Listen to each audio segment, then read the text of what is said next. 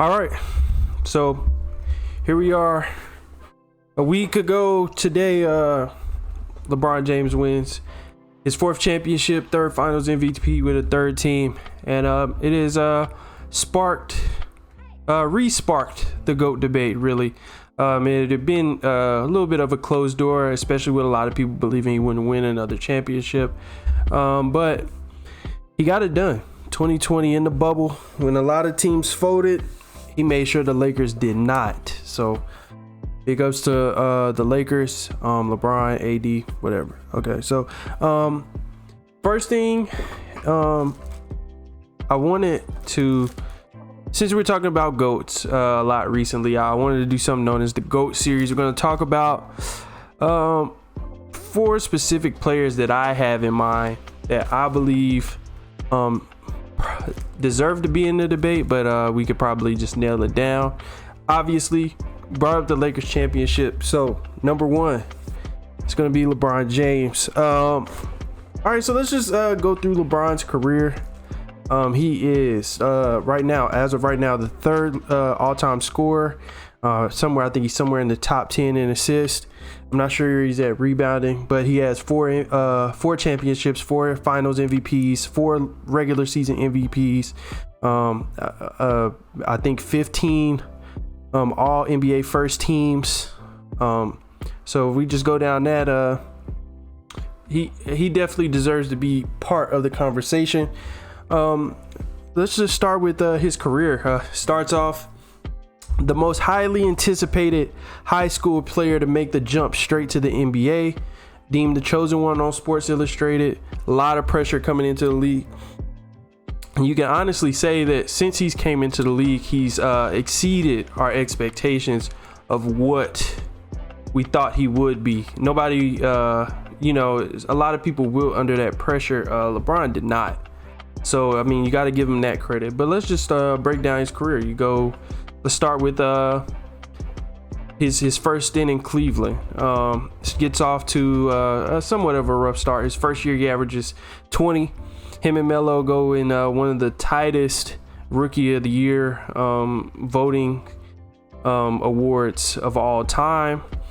And second year, he increases his scoring average, but obviously first 2 years did not make the playoffs. So year 3 comes, just a good year. Gets out of the first round. I'm pretty sure he lost in the second round that year. And then the year after that is 2007, 4th year in the league. We see LeBron James get to his first finals.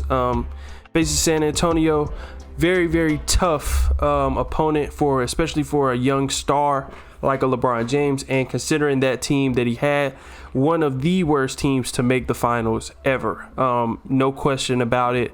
So when he got swept, we didn't really look at that as a failure. We looked at that as maybe something that is an accomplishment of some sorts. I agree that it should be.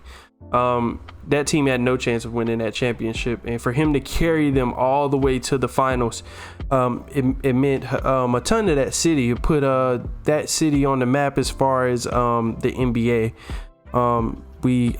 Since probably the 80s when you had the Mark Price and Steve Kerr and I forgot what the Brad Daugherty I believe was his name as the team then.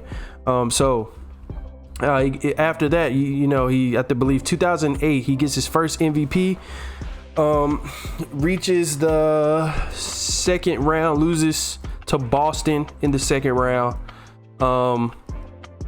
loses to Boston in the second round. That's the year that they won their championship with the big 3, KG, Paul Pierce, Ray Allen. 2009, he wins the MVP again, gets to Eastern Conference Finals.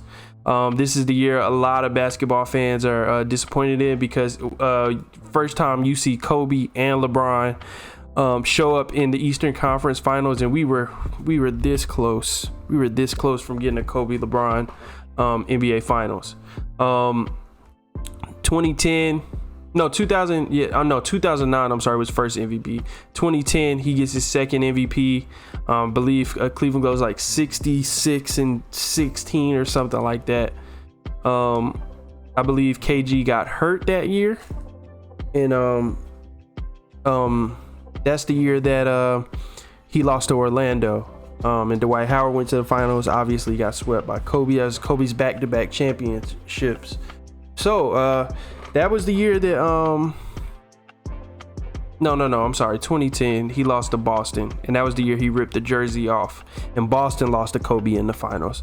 So I'm getting my years mixed up a little bit here, but he had obviously to that point won back-to-back MVPs in 2009, 2010, and he loses in the playoffs second round. Boston goes on to beat Orlando in the Eastern Conference Finals in 2010. And then we go to, that's the year that he decides to make the jump to Miami. And in his Miami years, very dominant in the regular season, almost every year. 2011, that's the D Rose MVP year. I could argue LeBron should have won that, but the story, Derrick Rose getting the Chicago to the top of the East, finishing first in the regular season. I have no problems with that. Miami goes through the playoffs. I believe they didn't play a game 7 at all in that playoffs. I believe they won the first round in maybe 4-1. Second round was like 4-2, and then third round Eastern Conference Finals against Chicago. LeBron picks up D Rose. They lose game 1, win the next 4, go to the finals. They play Dallas. Now this is the stain on LeBron's resume. You know, he plays Dallas. They get off to a good start. Game 1, they win. Game 2, they were up 13 or 15 or something like that late in the fourth quarter, maybe, or midway through the fourth quarter, and Dallas closed that game, and that changed that whole series because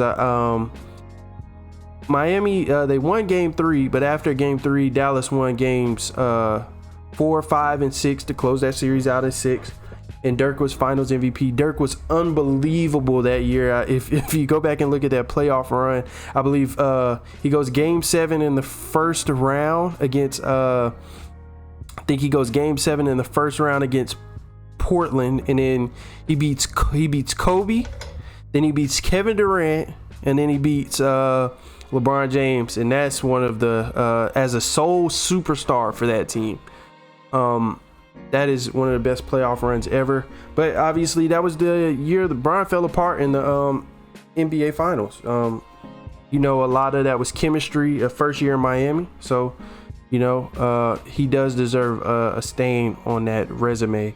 2012, 2013 goes back to back.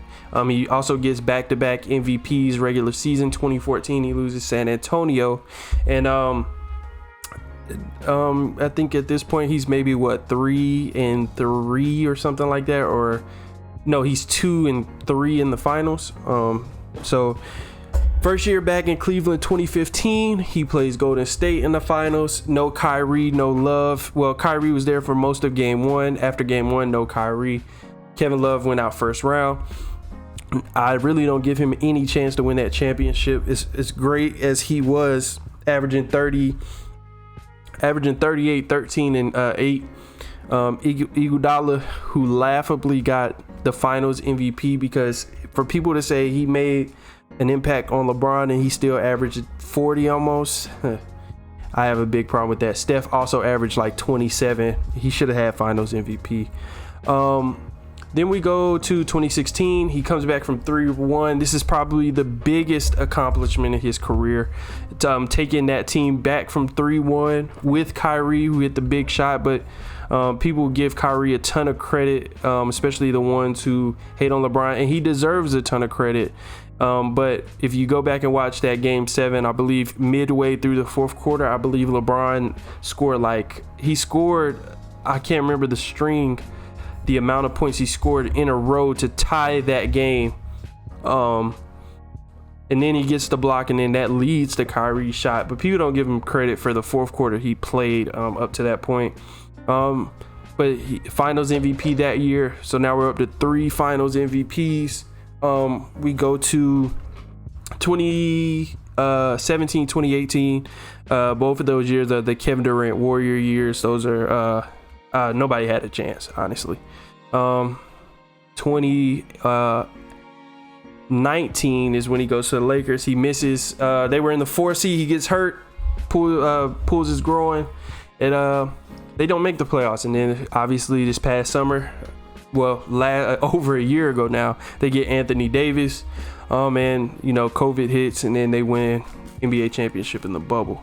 Now, when it comes down to what reasons LeBron could be the GOAT, let's just start with the fact longevity. His prime has been probably the longest prime in NBA history. We can go all the way back to maybe his second or third year and say he's by far the longest prime. And then you can also point to the fact that he while not being a primary scorer, like primarily he wants to score, he's averaged 25 for the past 15 years. That's ridiculous. 15 years of 25 plus points. I also think he's 15 years of 5 and 5, which is also ridiculous. Nobody has done either one of those. 15-time first team All NBA. But you can break it down to even his MVPs is getting 4 Finals MVPs with 3 different teams is unprecedented. He's the only one to ever do that. Some people will say it's because maybe the Kobe's or the Jordans never switched teams. It is what it is, but he does have that going for him. He does have 3 Finals MVPs with 3 different franchises, even though he has 4 total. 4 regular season MVPs. I believe I think he may be second only to Jordan. Well, third to Jordan and Kareem. So he's up there at that. He's only second to Jordan in Finals MVPs. And I mean, at the end of his career, what are we gonna say? He's gonna have 35,000 points, 10,000 rebounds, and 10,000 assists. That is ridiculous. Only person to be able to do that, to score, pass, and rebound at that level.